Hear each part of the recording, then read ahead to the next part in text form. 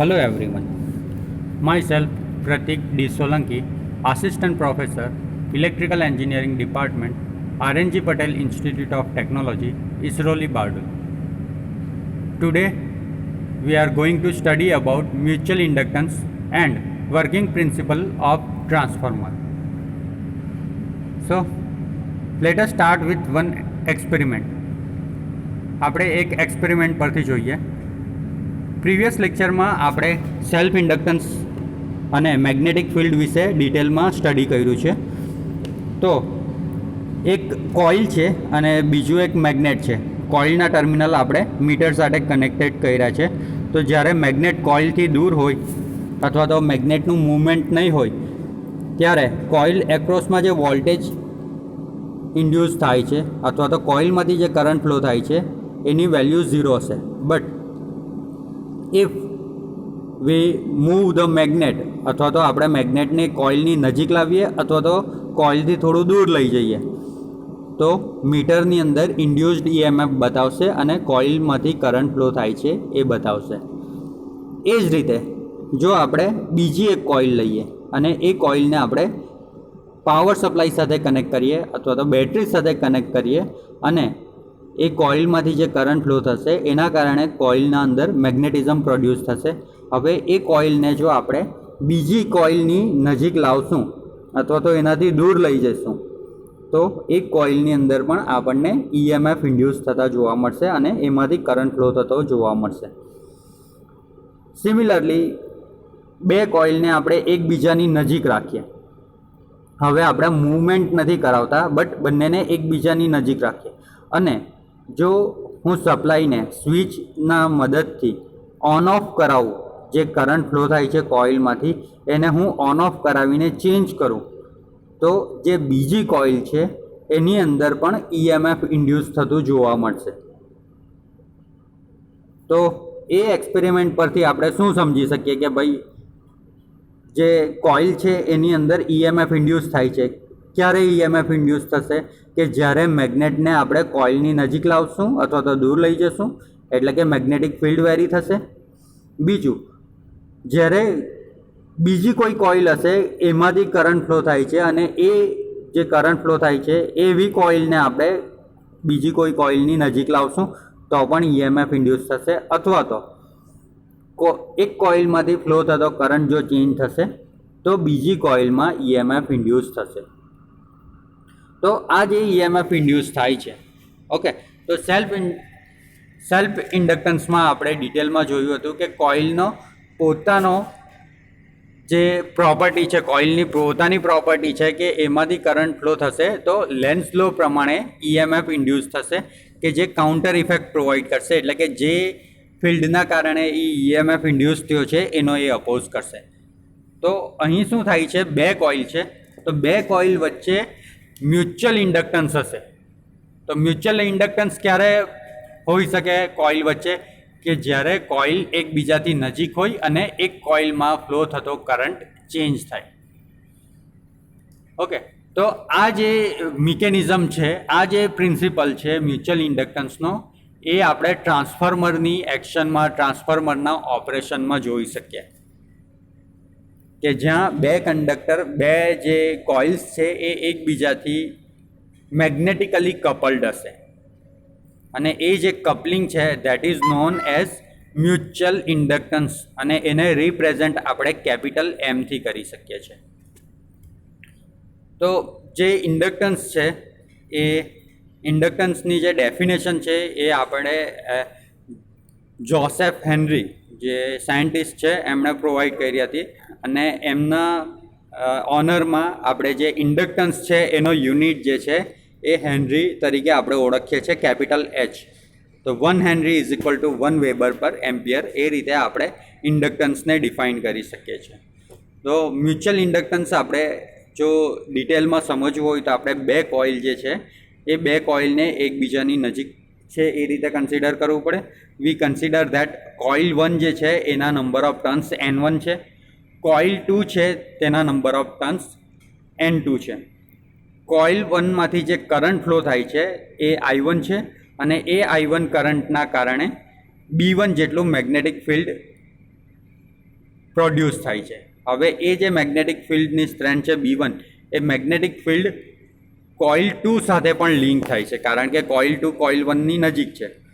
તો જે magnetic flux coil 2 સાથે લિંક થાય છે, કઈ કોઇલથી પ્રોડ્યુસ થયું છે? કોઇલ 1 ના કારણે પ્રોડ્યુસ થયો છે. તેને આપણે કન્સિડર કરીએ Φ21. Φ21 એટલે કે કોઇલ 2 ની અંદર, એટલે કે Φ2, અને કઈ કોઇલના કારણે પ્રોડ્યુસ થયું છે? 1 ના કારણે, એટલે Φ21. એ રીતે આપણે કન્સિડર કરીએ છીએ. હવે જો આપણે કોઇલ 1 નો કરંટ છે એ જો ચેન્જ કરશું, એટલે કે કરંટ I1 જો ચેન્જ થશે તો ફ્લક્સ ચેન્જ થશે, અને ફ્લક્સ ચેન્જ થશે ધેન EMF ઇઝ ઇન્ડ્યુસ્ડ. બરાબર ને? તો કોઇલ 2 નું ફ્લક્સ છે એ Φ21 છે. ઓકે, તો જે Φ21 માં જે વેરિએશન આવશે ટાઈમ સાથે, જે રીતે આપણે I1 માં વેરિએશન લાવશું એટલે ફ્લક્સમાં વેરિએશન આવશે, તો ફ્લક્સમાં વેરિએશન આવશે એટલે Φ21 ની અંદર વેરિએશન આવશે. તો એ વેરિએશનને આપણે જો લખવું હોય તો આપણે ટાઈમના રિસ્પેક્ટમાં લખીએ તો d/dt ઓફ Φ21 એ રીતે આપણે લખી શકીએ. તો જે EMF ઇન્ડ્યુસ થાય છે, આપણને લેન્સ લો અને Faraday's law of electromagnetic induction પરથી આપણને ખબર છે કે જે કોઇલમાં EMF ઇન્ડ્યુસ થાય છે that is number of turns into rate of change of flux. તો અહીંયા જે ફ્લક્સમાં ચેન્જ થાય છે એ d/Φ21/dt છે, અને નંબર ઓફ ટર્ન્સ N2 છે. તો જે કોઇલ 2 માં EMF ઇન્ડ્યુસ થાય છે, આપણે કોઇલ 2 નું EMF છે એટલે E2 લખશું, અને કઈ કોઇલના કારણે? 1 કોઇલના કારણે, એટલે E21. એ રીતે આપણે એને રિપ્રેઝેન્ટ કરીએ તો E21 is equal to minus N2 d/dt of Φ21. એટલે કે કોઇલ 2 માં કોઇલ 1 ના કારણે જે EMF ઇન્ડ્યુસ થાય છે that is equal to, Lenz law છે એટલે નેગેટિવ સાઇન આવશે, N2 જે છે એ કોઇલ 2 ના નંબર ઓફ ટર્ન્સ છે, N2 ઇન્ટુ જે ફ્લક્સ ચેન્જ થાય છે કોઇલ 2 માં કોઇલ 1 ના કારણે, તે d/dt ઓફ Φ21. ઓકે, તો આ એક ઇક્વેશન આપણને મળશે. હવે આ જ ઇક્વેશનને આપણે ફરીથી રિપ્રેઝેન્ટ કરી શકીએ. જે d/Φ21/dt જે છે, અથવા તો d/dt ઓફ Φ21 જે છે, ફ્લક્સ જે ચેન્જ થાય છે કોઇલ 2 નું, એ શેના કારણે ચેન્જ થાય છે? કરંટ I1 ચેન્જ થાય છે એટલા માટે. તો કરંટ I1 ના પ્રોપોઝનાલિટીમાં જો આપણે લખવું હોય તો N2 d/dt of Φ21 is equal to M21 d/dt of I1. તો જે બી ફ્લક્સમાં વેરિએશન આવે છે that is due to the current in coil 1. Coil 1ના કરંટના કારણે વેરિએશન આવે છે. તો એ જે વેરિએશન છે એ જે પ્રોપોઝનાલિટીમાં ચેન્જ આવે છે, એ પ્રોપોઝનાલિટી કોન્સ્ટન્ટને જો આપણે મ્યુચ્યુઅલ ઇન્ડક્ટન્સ તરીકે કન્સિડર કરીએ, so we representing it as a M21, mutual inductance between coil 2 and 1. તો એ ઇક્વેશન આપણને મળશે N2 d/dt of Φ21 is equal to M21 d/dt of I1. So મારે જો એ પ્રોપોઝનાલિટી કોન્સ્ટન્ટનું ઇક્વેશન મારે જો લખવું હોય, so we write it equation as a M21 is equal to N2 Φ21 divide by I1, એટલે number of turns in coil 2 into flux in coil 2 divide by current in coil 1. તો એ રીતે હું મ્યુચ્યુઅલ ઇન્ડક્ટન્સના ઇક્વેશનને લખી શકું. મ્યુચ્યુઅલ ઇન્ડક્ટન્સ એ પણ એક inductance છે, તો એનો SI યુનિટ પણ હેનરી જ હોવાનો. ઓકે, તો મ્યુચ્યુઅલ ઇન્ડક્ટન્સનો યુનિટ આપણે હેનરી હશે. હવે મ્યુચ્યુઅલ ઇન્ડક્ટન્સ જે છે એ શેના પર ડિપેન્ડ કરે છે? તો જીઓમેટ્રિક પ્રોપર્ટીઝ છે બે કોઇલની, એના પર ડિપેન્ડ કરશે. જેમ કે બે કોઇલ કેટલા ડિસ્ટન્સ પર છે, એ કેટલા નજીક છે, એઝ વેલ એઝ કોઇલના નંબર ઓફ ટર્ન્સ કેટલા છે, અને ક્રોસ સેક્શનલ એરિયા શું છે, એના પર મ્યુચ્યુઅલ ઇન્ડક્ટન્સ ડિપેન્ડ કરશે. તો એ જ રીતે આપણે કન્સિડર કરીએ કે કોઇલ 2 ની અંદર કરંટ ફ્લો થાય છે. ઓકે,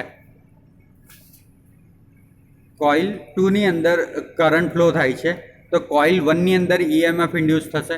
તો કોઇલ 2 ની અંદર કરંટ ફ્લો થાય છે I2, એના નંબર ઓફ ટર્ન્સ N2 છે. એનું જે ફ્લક્સ છે એ phi12, ઓકે, phi12 છે અને કોઇલ 1 છે એના નંબર ઓફ ટર્ન્સ N1 છે. તો આપણને ઇક્વેશન મળશે E12 is equal to minus N1 d/dt of phi12.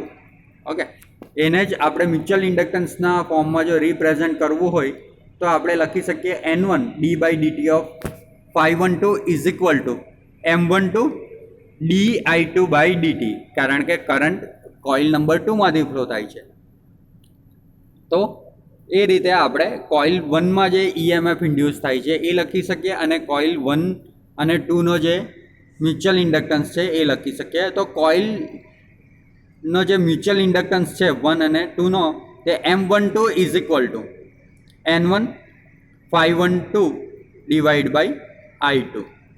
તો એ આપણને મ્યુચ્યુઅલ ઇન્ડક્ટન્સ મળશે કોઇલ 1 અને 2 નો.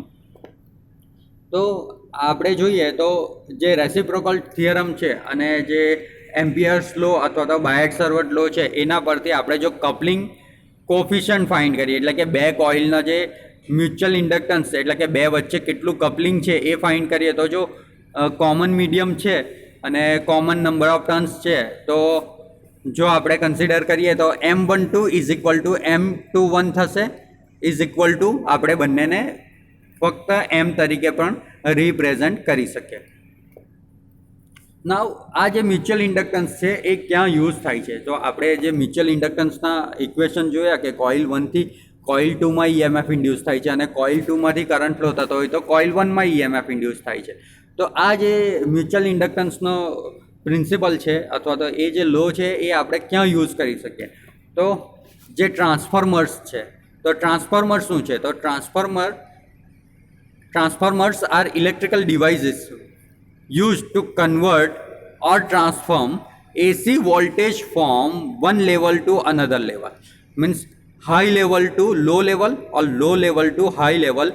Voltage will be vary done by the transformer. જે બી આપણે પોટેન્શિયલ લેવલ છે, વોલ્ટેજનું લેવલ છે, એ મારે વધારવું હોય અથવા તો ઘટાડવું હોય એવા કન્ડિશનમાં હું ઇલેક્ટ્રિકલ ડિવાઇસનો યુઝ કરું કે જેને આપણે ટ્રાન્સફોર્મર તરીકે ઓળખીએ છીએ. તો ટ્રાન્સફોર્મરમાં ઇનપુટ અને આઉટપુટ બંને આપણે એસી નેચરના હશે, બરાબર, અલ્ટરનેટિંગ કરંટ નેચરના હશે. એન્ડ ટ્રાન્સફોર્મરની જે એક્શન છે that is done by the mutual inductance principle. તો આપણે ડિટેલમાં જોઈએ તો ટ્રાન્સફોર્મર જે ડિસ્ટ્રીબ્યુશન ટ્રાન્સફોર્મર છે અથવા તો ઇલેક્ટ્રોનિક્સ ડિવાઇસીસમાં જે નાના ટ્રાન્સફોર્મર યુઝ થાય છે અથવા તો પાવર સિસ્ટમમાં જે મેગાવોટ લેવલના જે મેગા વોલ્ટ એમ્પિયર લેવલના MVA લેવલના ટ્રાન્સફોર્મર યુઝ થાય, દરેકનો વર્કિંગ પ્રિન્સિપલ એક જ હશે મ્યુચ્યુઅલ ઇન્ડક્ટન્સ અને દરેક એક જ વર્કિંગ પ્રિન્સિપલ પર ઓપરેટ થાય છે. તો એ આપણે ટ્રાન્સફોર્મર વિશે જોઈએ તો ટ્રાન્સફોર્મરમાં બેઝિક આપણે એના પાર્ટ સમજીએ તો બેઝિક 3 પાર્ટ છે. એક તો પ્રાઇમરી કોઇલ અથવા તો પ્રાઇમરી વાઇન્ડિંગ, જે ઇલેક્ટ્રિકલ આપણું ઇક્વિપમેન્ટ છે ટ્રાન્સફોર્મર, એના અંદર કોર હશે. તો કોર પર એક વાઇન્ડિંગ જે વાઉન્ડ કરી હશે કે જે સપ્લાય સાથે કનેક્ટેડ છે, that is known as primary winding. બીજી એક વાઇન્ડિંગ હશે that is known as secondary winding or secondary coil, જે આપણું લોડ સાથે કનેક્ટેડ હશે અને એ આઉટપુટ આપશે. તો પ્રાઇમરી વાઇન્ડિંગ આપણે ઇનપુટ તરીકે કન્સિડર કરશું કે જે આપણે ઇનપુટ જ્યાં પ્રોવાઈડ કરવાનો છે તે પ્રાઇમરી વાઇન્ડિંગ છે અને જ્યાંથી આઉટપુટ લેવાનું છે એ આપણી સેકન્ડરી વાઇન્ડિંગ છે. અને પ્રાઇમરી વાઇન્ડિંગ અને સેકન્ડરી વાઇન્ડિંગને જે કોમન કપલિંગ છે, જે કોમન મેગ્નેટિક ફિલ્ડથી લિંક કરે છે, ધેટ ઇઝ કોર. તો કોર શું છે કે કોર એ કોમન પાર્ટ છે મેગ્નેટિક ફિલ્ડ જે એસ્ટાબ્લિશ કરવાનું છે એના માટેનો. તો નોર્મલી ફેરોમેગ્નેટિક મટીરિયલ આપણે કોરમાં યુઝ કરીએ કે જેમાં ઇઝીલી મેગ્નેટિક ફિલ્ડ એસ્ટાબ્લિશ થઈ શકે. ઓકે, આયન એના માટેનું બેસ્ટ એક્ઝામ્પલ છે. નોર્મલી આયન મટીરિયલ યુઝ થાય છે. ઓકે, તો જો આપણે થોડું કન્સ્ટ્રક્શન પર જઈએ તો વધારે ડિટેલમાં આપણે નથી જતા, બટ બેઝિક આપણે જોઈએ તો પ્રાઇમરી વાઇન્ડિંગ હશે કે જ્યાં આપણે ઇનપુટ કનેક્ટ કરવાનો છે. ઓકે, તો એ આપણો પ્રાઇમરી વોલ્ટેજ એ આપણે પ્રાઇમરી વાઇન્ડિંગ પર કનેક્ટ કરશું તો પ્રાઇમરી કરંટ આઈપી ફ્લો થશે. એ જ રીતે સેકન્ડરી વાઇન્ડિંગ છે ત્યાં આપણને સેકન્ડરી વોલ્ટેજ મળશે, એટલે કે આઉટપુટ વોલ્ટેજ મળશે, અને ત્યાં જો લોડ કનેક્ટ કરશું તો સેકન્ડરી કરંટ ફ્લો થશે. Now number of turns in primary is N P, એટલે કે number of turns in primary, અને number of turns in secondary winding is N S, એટલે કે સેકન્ડરી નંબર ઓફ ટર્ન્સ. અને એ બંનેને જે કોમન કપલ્ડ હશે એ મેગ્નેટિક ફિલ્ડ જ્યાં એસ્ટાબ્લિશ થશે દેટ ઇઝ કોર.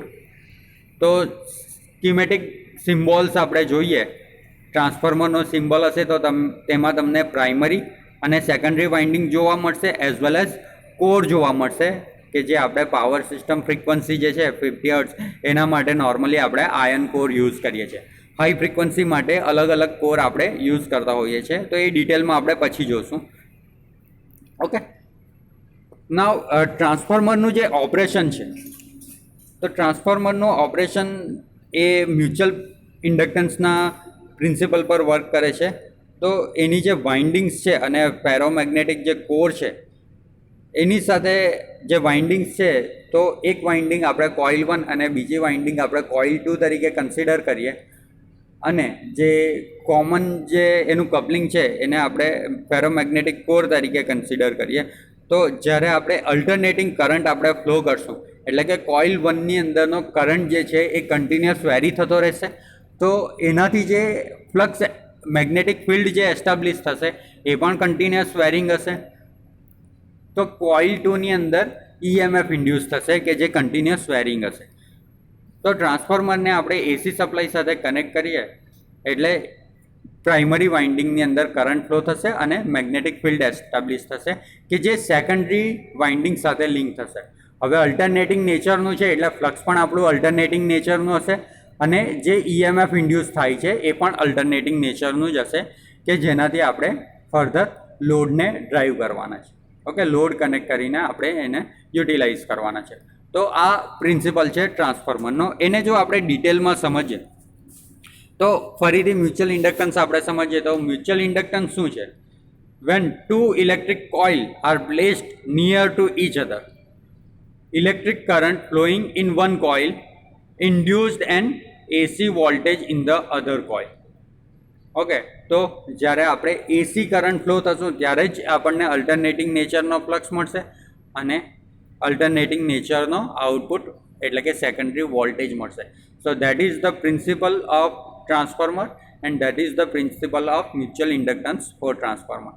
તો અહીંયા એક સિમ્પલ સર્કિટરી મેં બતાવી છે કે જેમાં પ્રાઇમરી વાઇન્ડિંગ જે છે કોઇલ 1 એને આપણે એસી વોલ્ટેજ સાથે કનેક્ટ કર્યું છે, અને જે સેકન્ડરી કોઇલ છે એટલે કે કોઇલ 2 છે એને આપણે લોડ સાથે કનેક્ટ કરવાના છે, અથવા તો ત્યાં આપણે ઇન્ડ્યુસ્ડ વોલ્ટેજ મેઝર કરી શકીએ. ઓકે, બે વાઇન્ડિંગ વચ્ચે જે મેગ્નેટિક ફિલ્ડ છે દેટ ઇઝ કપલિંગ ફિલ્ડ, કે જ્યાં મેગ્નેટિક ફિલ્ડ એસ્ટાબ્લિશ થશે અને એક કોઇલનું મેગ્નેટિક ફિલ્ડ બીજી કોઇલ સાથે લિંક થશે. ઓકે, તો જ્યારે એસી વોલ્ટેજ હું કનેક્ટ કરીશ તો પ્રાઇમરી વાઇન્ડિંગમાં જે છે કરંટ ફ્લો થશે. તો આપણે પ્રિન્સિપલ સમજીએ તો સ્ટેશનરી કોઇલ જે છે, આપણી બંને કોઇલ જે છે એ સ્ટેશનરી છે. ટ્રાન્સફોર્મરની અંદર રોટેટિંગ પાર્ટ કોઈ હશે નહીં. પ્રાઇમરી વાઇન્ડિંગ, સેકન્ડરી વાઇન્ડિંગ અને કોર ત્રણે ત્રણ આપણા સ્ટેશનરી પાર્ટ છે.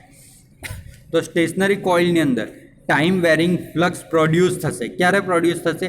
ટાઈમ વેરિંગ કરંટ ફ્લો થશે. તો ટાઈમ વેરિંગ ફ્લક્સ કરંટ એટલે શું કે એસીનો જે નેચર છે, તો અલ્ટરનેટિંગ કરંટમાં આપણે જોઈએ તો દરેક ઇન્સ્ટન્ટ પર મેગ્નિટ્યુડ અલગ અલગ છે, એટલે કે ટાઈમના વેરિએશન સાથે આપણે જોઈએ તો દરેકનું મેગ્નિટ્યુડ અલગ અલગ છે દરેક ઇન્સ્ટન્ટ પર. તો એ ટાઈમ વેરિંગ નેચરનું એસી સપ્લાય છે. તો એસી સપ્લાયમાં જ્યારે આપણે વોલ્ટેજની વેલ્યુ ચેન્જ થતી રહેશે તો ફ્લક્સની વેલ્યુ પણ ટાઈમ સાથે ચેન્જ થતી રહેશે, અને એ time varying flux link with other coil induce the voltage in other coil. એટલે એ જ ફ્લક્સ આપણી બીજી કોઇલ સાથે લિંક થશે અને એમાં EMF ઇન્ડ્યુસ કરશે. તો અહીં એક એનિમેશનના ફોર્મમાં મેં બતાવવાની ટ્રાય કરી છે કે જે આપણું પોઝિટિવ હાફ સાયકલ છે, ત્યાર પછી નેગેટિવ હાફ સાયકલ છે, તો એ જે રીતે મેગ્નિટ્યુડ ઇન્ક્રીઝ થાય એસીનું, એ રીતે કોઇલની અંદર ફ્લક્સ એસ્ટાબ્લિશ થશે અને એ ફ્લક્સ લિંક થશે તમારું કોઇલ 2 સાથે. તો લેન્ઝ લો પ્રમાણે આપણે જો જોઈએ તો કોઇલ 1નો જે EMF, કોઇલ 1ના અંદર પણ EMF ઇન્ડ્યુસ થશે, that is E1 is equal two -N d/dt of φm. ફ્લક્સની જે વેલ્યુ છે φm, મેક્સિમમ ફ્લક્સ આપણને મળે છે φm, તો એની વેલ્યુ જે છે જે ચેન્જ થાય છે એની સાથે હું નંબર ઓફ ટર્ન્સ મલ્ટીપ્લાય કરીશ કોઇલ 1ના, તો મને કોઇલ 1ની અંદર જે EMF ઇન્ડ્યુસ થાય છે due to Lenz law self ઇન્ડક્ટન્સના કારણે, એ મને વેલ્યુ મળશે E1. સિમિલરલી એ જ ફ્લક્સ લિંક થાય છે કોઇલ 2 સાથે. કોઇલ 2ના નંબર ઓફ ટર્ન્સ છે N2. તો કોઇલ 2ની અંદર જે EMF ઇન્ડ્યુસ થશે that is E2 is equal to -N2 d/dt of φm. તો એ રીતે મને મળશે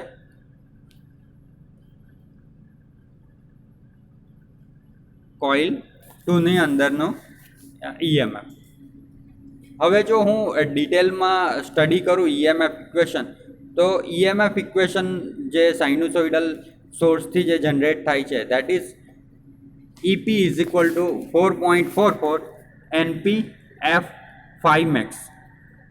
ઓકે, સિમિલરલી જે સેકન્ડરી કોઇલ છે એની અંદર જે જનરેટ થાય છે ES is equal two 4.44 NS F phi m. તો આ જે EMF ઇન્ડ્યુસ થાય છે, તો હવે હું બંને ઇક્વેશનને ડિવાઈડ કરું. ઓકે, તો EP dash by ES dash is equal to મને મળશે 4.44 NP F phi m divide by 4.44 NS F phi m. Frequency બંને સેમ હશે, ફ્લક્સ જે લિંક થાય છે એ પણ કોમન છે, 4.44 કોન્સ્ટન્ટ છે. ઓકે, તો જે વેરિયેબલ છે અથવા તો જે પ્રોપર્ટી મેચ નથી થતી એ નંબર ઓફ ટર્ન્સ છે. તો પ્રાઇમરીના નંબર ઓફ ટર્ન્સ અને સેકન્ડરીના નંબર ઓફ ટર્ન્સ તમારે અલગ હશે.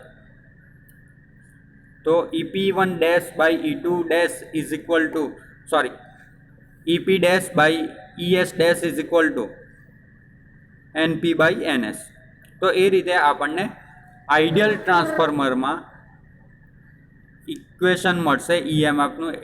હવે આ જે વોલ્ટેજનો રેશિયો છે, પ્રાઇમરીમાં જે ઇન્ડ્યુસ થતા વોલ્ટેજ અને સેકન્ડરીમાં જે ઇન્ડ્યુસ થતા વોલ્ટેજ, એનો રેશિયો આપણે જો ફાઇન્ડ કરીએ તો પ્રાઇમરીના number of turns divide by સેકન્ડરીના નંબર ઓફ ટર્ન્સ, એ રીતે આપણને મળે. હવે આ જે વોલ્ટેજ રેશિયો મળ્યો છે એને જ આપણે ટર્ન રેશિયો પણ કહી શકીએ, કારણ કે એ પણ ટર્નનો રેશિયો છે. તો આઈડિયલ ટ્રાન્સફોર્મર માટે આપણે આ ફાઇન્ડ કર્યું. તો આઈડિયલ ટ્રાન્સફોર્મરના એઝમ્પશન શું હોય? તો આઈડિયલ ટ્રાન્સફોર્મરમાં આપણે એવું એઝ્યુમ કરીએ છીએ કે પ્રાઇમરી કોઇલ્સ જે છે એનાથી જે ફ્લક્સ પ્રોડ્યુસ થાય છે એ દરેક ફ્લક્સ સેકન્ડરી કોઇલ સાથે લિંક થાય છે. કોરની અંદર કોઈ લોસ થતો નથી, એડી કરંટ લોસ અને હિસ્ટ્રેસિસ લોસ થતો નથી, કોઈ પાવર લોસ થતો નથી, એટલે કે વાઇન્ડિંગ આપણી પ્યોરલી ઇન્ડક્ટિવ છે, રેઝિસ્ટિવ પાર્ટ નથી.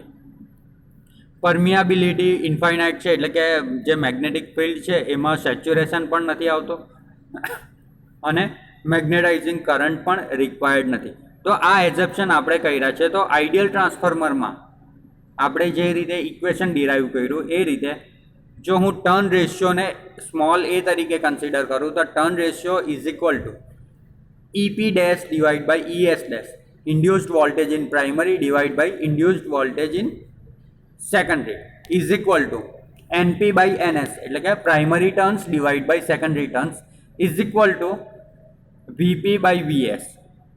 VP, the voltage mentioned on the nameplate of primary voltage, and VS is equal to the voltage mentioned on the nameplate of the secondary voltage. તો primary voltage divide by secondary voltage એ રીતે પણ હું એને define કરી શકું. Similarly ideal ટ્રાન્સફોર્મરમાં આપણે જોઈએ તો વોલ્ટેજ રેશિયો આપણને EP બાય ES અથવા તો NP બાય NS એ રીતે મળી જાય. હવે જો પાવરની વાત કરું તો EP by EP into IP, જે પાવર જે કરંટ ફ્લો થાય છે પ્રાઇમરીમાં ઇન્ટુ જે હું ઈએમએફ ઇન્ડ્યુસ ઇન પ્રાઇમરી કરું ઇઝ ઇક્વલ ટુ મને ES ઇન્ટુ IS મળે છે, એટલે કે એપરન્ટ પાવર પણ મને સેમ જ મળે છે. ઓકે, તો કોઈ લોસીસ થતા નથી. તો જેટલો હું પાવર ટ્રાન્સફોર્મરને આપીશ એટલો જ પાવર મને સેકન્ડરીમાંથી મળશે. તો આઈડિયલ ટ્રાન્સફોર્મર માટે આપણે કહી શકીએ કે EP IP is equal two ES IS, એટલે કે primary power is equal two secondary power. તો આ ઇક્વેશન પરથી આપણે શું કહી શકીએ કે કરંટ રેશિયો મને મળશે, એટલે કે IP by IS is equal to 1/A. કેવી રીતે 1/A મળશે? EP by ES is equal to A છે આપણને, તો EP by ES is equal to IS by IP થશે ઇઝ ઇક્વલ ટુ A થશે. તો એને હું ઇન્વર્ટ કરી દઉં એટલે કે IP by IS is equal to 1/A થશે. ઓકે, તો એ રીતે હું કરંટ રેશિયો પણ ફાઇન્ડ કરી શકું છું. તો ટ્રાન્સફોર્મરમાં આપણે વોલ્ટેજ અને કરંટના ઇક્વેશન આ રીતે ડિફાઇન કરી શકીએ અને ટર્ન રેશિયો જે છે એને પણ ડિફાઇન કરી શકીએ. તો ફરીથી આપણે જોઈએ તો turn ratio is equal to primary voltage by secondary voltage. Current એ જ રીતે આપણે primary turns divide by secondary turns પણ કરી શકીએ is equal to IS by I P પણ કરી શકીએ, એટલે કે secondary current divide by primary current.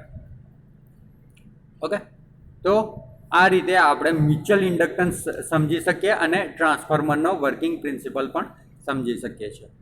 તો વધારે ડિટેલમાં ટ્રાન્સફોર્મરનું કન્સ્ટ્રક્શન અને બાકીની ડિટેલ જે છે એ આપણે નેક્સ્ટ લેક્ચરમાં જોશું.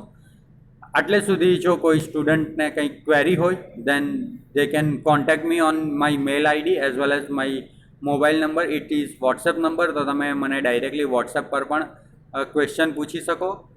Okay, thank you so much from RNGPIT team.